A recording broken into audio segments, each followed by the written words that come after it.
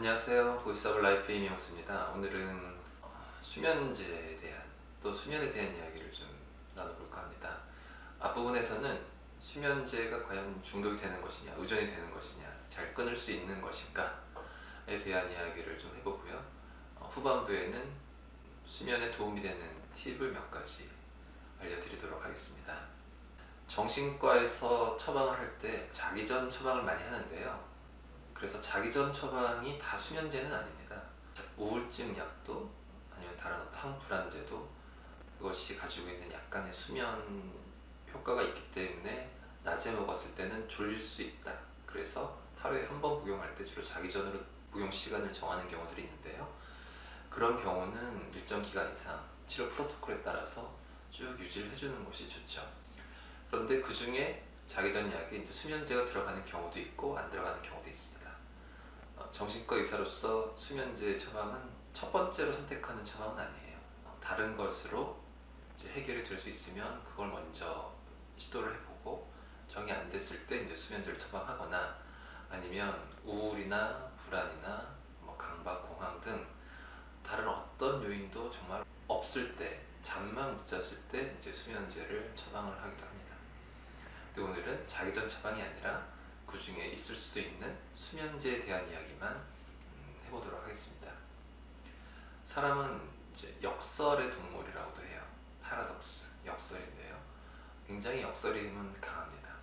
예능 프로그램에서 연예인들을 보면 차나 아무튼 시도 때도 없이 머리만 대면 자는 모습들을 볼 수 있는데요. 그것들 되게 유머러스하게 편집해서 보여주기도 하죠. 그런데 어떤 예능 프로그램에서 한 PD가 출연자들에게 30분 이내에 잠들어라 라는 미션을 내린 적이 있습니다. 그랬더니 아무도 못 자요. 되게 이상하죠? 그런 걸 이제 역설이라고 합니다. 내가 무엇을 해야 되겠다라고 꽂혔을 때 역설적으로 그것이 안 되는, 평상시엔 잘 되던 것이라도 말이에요. 수면은 대표적인 역설이 작용하는 영역입니다. sleep, sex, S로 시작하는 영어 단어를 가지고 있는 수면과 성행위, 이 두 가지도 역설이 작용하는 대표적인 부분이라고 할 수 있겠는데요. 잘 자고 싶으면 또는 빨리 자야 된다고 생각하면 더 못 자고, 잘 해야 되겠다라고 생각해도 더 안 되고 하는 거죠. 그런데 역설은 생활 모든 부분에서 다 퍼져 있습니다. 공부도 잘해야 되는데 빨리 해야 되는데라고 하면 오히려 더 안 되는 경험들은 누구나 해보셨을 겁니다. 그게 걱정이라는 요인이 작용해서 그러는데요. 가운데를 기준해서 우측, 긍정적인 부분들은 그것이 건강한 설레임, 긴장이 될 수 있습니다. 앞으로 무슨 일이 벌어질까? 긴장은 되지만 기대감을 가지고 기다려보는 것, 그것이 이제 건강한 긴장, 설렘이 될 수 있는데 부정적인 쪽으로 기울게 되면 근데 걱정이 되게 되는 거죠. 걱정이 되게 되면 퍼포먼스가 많이 떨어지게 됩니다. 그러면 떨어지는 퍼포먼스 때문에 또 스트레스를 받고 더 잘해야 되는데라고 또 더 하고 또 안 되고 한 이런 악순환이 계속 반복되는 거죠. 거기서 이제 역설의 트랩에 빠졌다라고 볼 수가 있는 거죠.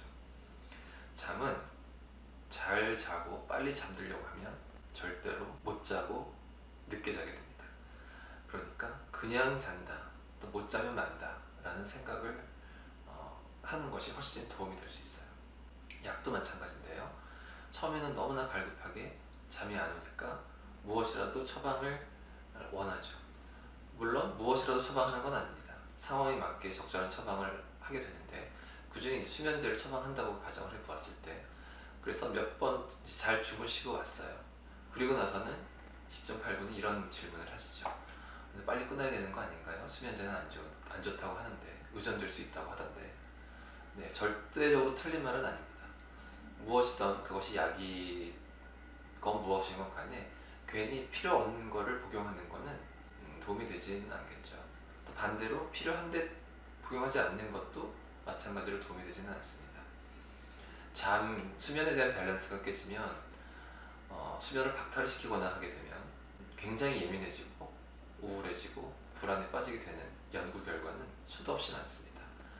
그래서 그 분이 가지고 있는 정신건강의 문제가 무엇이든 간에 필히 체크하는 것은 수면이에요. 생각, 감정, 감각, 이 세 가지 요인 중에 수면은 대표적인 감각적인 부분이라고 말할 수 있는데요.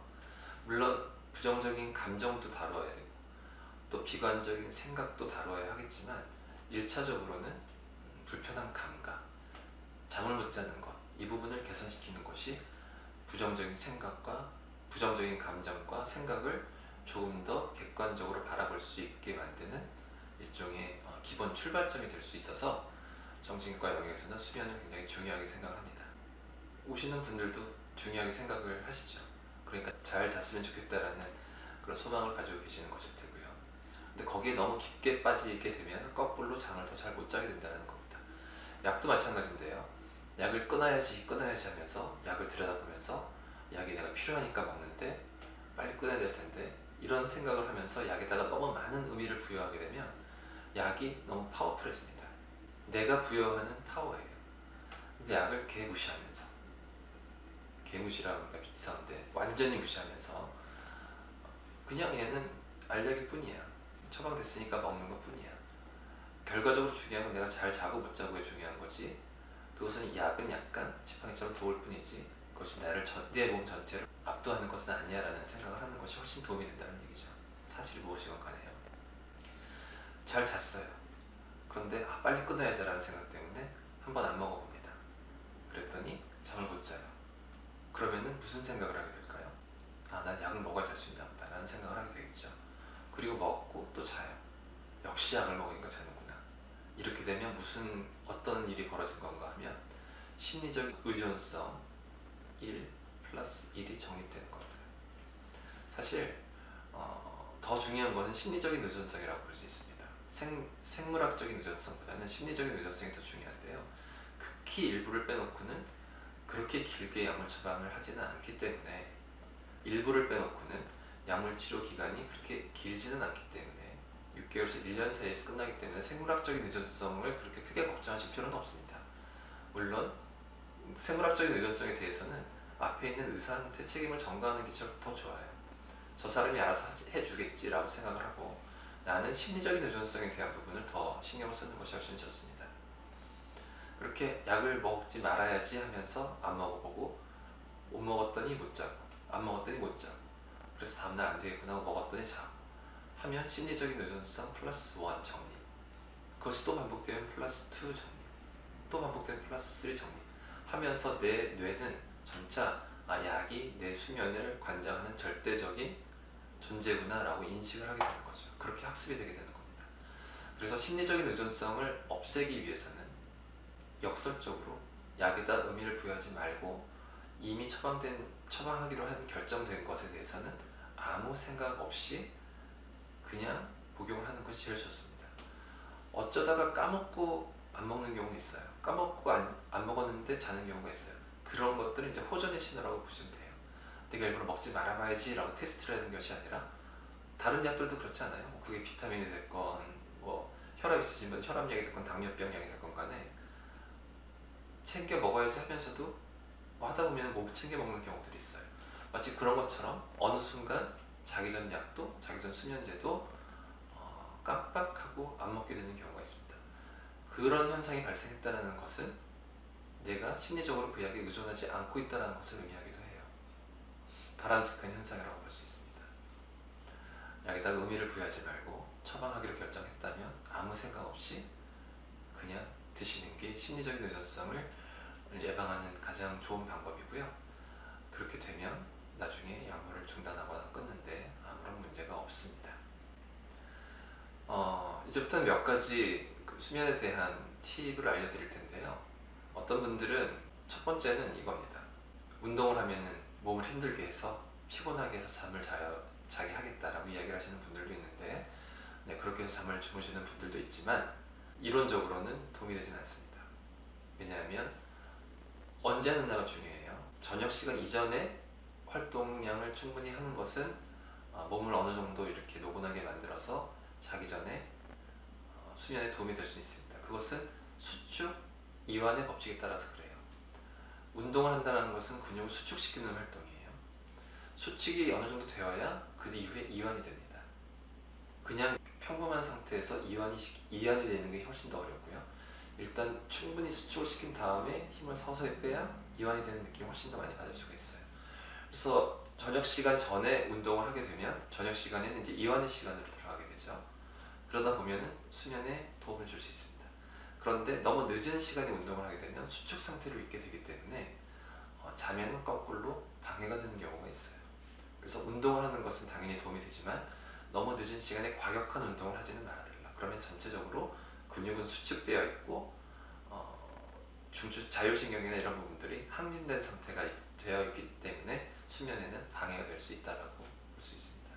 또 자기 전에 따뜻한 우유를 한 잔 마신다거나 가벼운 야식 정도는 도움이 될 수도 있습니다만 너무 많이 먹게 되면 이 역시 수면에 방해가 됩니다. 조용한 방인데 옆 건물에서 공사를 하고 있다고 생각을 해보세요. 내가 잠이 잘 안 오지 않겠습니까? 내 뇌는 자려고 하고 있는데 내 위는 소화를 시키려고 운동을 하고 있는 거죠.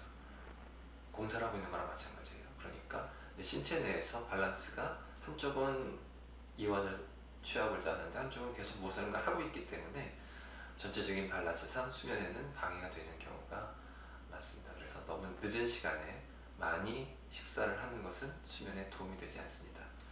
불면증이 없으신 분들은 하고 싶은 대로 하시면 됩니다. 그리고 또 하나는 이제 술인데요.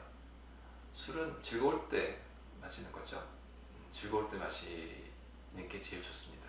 속상할 때는 술 마시면은 독이 될 수도 있기 때문에 그거 좀 피하는 것이 좋고요. 근데 또 많은 분들이 잠이 잘 안 오기 때문에 술을 선택하는 경우들이 있어요. 술은 즐거운 자리에서 동료나 친구나 가족이나 그 즐거움을 더 배가시키기 위해서 이제 사용을 하는 것이라면은 너무나 좋은 일의 선물이 될 수 있는 건데요. 그 이외의 어떤 다른 목적을 가지고 사용하게 되면 그때부터는 독이 될 수가 있습니다. 수면제를 대체해서 술을 마시게 되면 그거는 잠을 자기 위한 일종의 자가 처방처럼 하게 되는 거죠. 근데 약물은 병원에서 관리를 하고 있는 것이지만 술은 관리를 하고 있지 않는 거죠. 그러다 보면 오남용의 문제가 훨씬 더 심해지게 됩니다.